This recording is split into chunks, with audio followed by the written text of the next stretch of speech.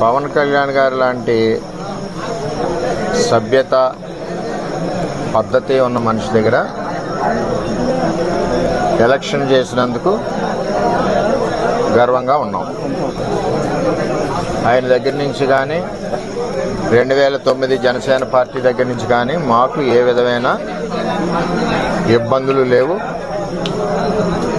మేము ఎప్పుడు కూడా కలిసికట్టుగా ఒకే కుటుంబంలాగా మొన్న ఎలక్షన్ చేసాం, అటు పని చేసుకోం. ఏదైతే తెలుగుదేశం పార్టీ నుంచి 5 నెలలు 6 నెలల ముందు వెళ్ళిన 20-25 మంది జనం ఉన్నారో వారిని స్థానిక ఎంపీ వైసీపీ పార్టీ అని చెప్పి పార్టీలో జాయిన్ చేసుకుని ఉండడం జరిగింది. వాళ్లే ఈ దాడి చేశారు మణిపూర్లో. చేత చాలా అవుతుంటాయి, మేము ఫేస్ చేయగలం. మాకు చేతగా కాదు, చేతగాని దద్దంలో కాదు. మేము ఈ దాడి ప్రత్యక్షంగా పోలీసులు ఉన్న చోట జరిగింది, పోలీసులు ఉన్నప్పుడు జరిగింది. మేము ఒక ఆయన్ని సర్పంచ్ గారిని కలవడానికి వెళ్ళాం. ఎలక్షన్లో రకరకాలుగా చేశాం. మేము పబ్లిక్గా చేసిన వాళ్ళు ఉన్నారు, చాటుని చేసిన వాళ్ళు ఉన్నారు, వెనకుండి మాకు హెల్ప్ చేసిన వాళ్ళు ఉన్నారు. ఇవన్నీ మేము చెప్పం కదా, ఊరందరికీ చెప్పాలని పని నాకు లేదు కదా. నాకు ఆయన బాధ్యత చెప్పారు ఎలక్షన్, ఆ బాధ్యత నేను నెరవేర్చాను. అంచేత వాళ్ళు దాడి చేశారు, చాలా దారుణంగా దాడి చేశారు.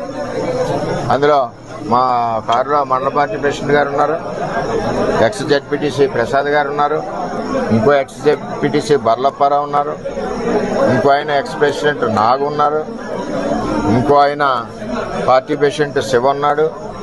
ఎంతమంది ఉండగా సడన్గా సీసాలు, ఇటుక బెడ్లు, ఇది మండలంలో ఒక ప్రాక్టీస్ అయిపోయింది.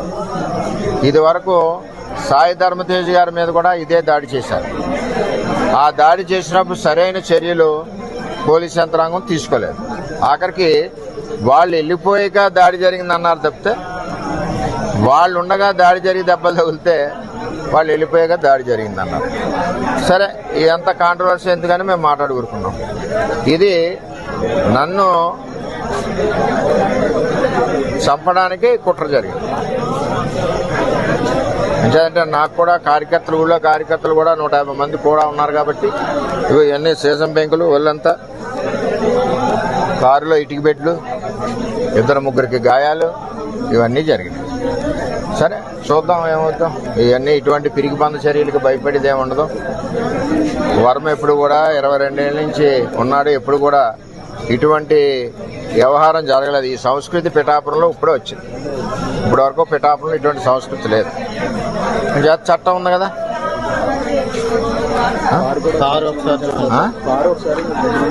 కారు కూడా ఒకసారి చూడండి. ఆ కారును కూడా నేను రిపేర్ చేయించిన, ఆ కారుని సెంటర్లోనే ఉంచేస్తా. పోలీసు సరైన నిర్ణయం తీసుకునే వరకు ఆ కారు ఈవేళ ఇక్కడ గెస్ట్ హౌస్ దగ్గర ఉంది, రేపు రోడ్డు మీద సెంటర్లో పెట్టేస్తా లాక్ చేసి.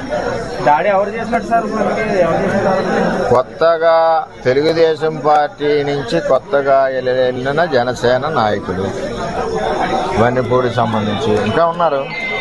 వాళ్ళ చరిత్ర కూడా ఇది వరకు అదే. అందుకనే పార్టీలోంచి పంపించాం, ఆ పార్టీలో తీసుకున్నారు. అది ఎవరి పార్టీ వాళ్ళ ఇష్టం, మనం వద్దని అనడానికి వీలు లేదు. సరే, ఏం జరుగుద్దో ఆలోచిద్దాం. మా నాయకులు అయితే కంప్లైంటే వద్దని